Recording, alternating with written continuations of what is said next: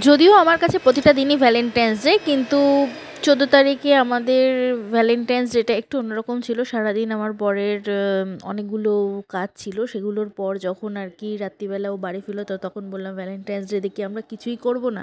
তো বললো তাহলে চলো বিরিয়ানি খেয়ে আসি।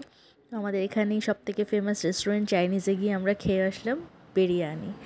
তো আর রেস্টুরেন্টটার নাম চাইনিজ, কিন্তু ঠিক আছে, কিন্তু ওখানে সব রকম খাবারই পাওয়া যায়, চাইনিজ, ইন্ডিয়ান, সব রকম থালি সব কিছু, এবং খুবই সুস্বাদু মাটন বিরিয়ানি। আর এখানে মাটন মশলা আর স্যালাড নিয়ে নিয়েছিলাম। খাবারটা তো ভীষণ সুন্দর ছিল। কেমন খাচ্ছিস?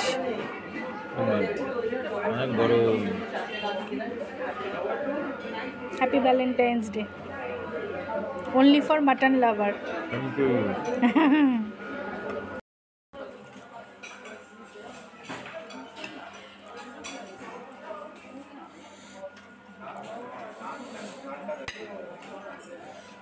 আলু বোকরা।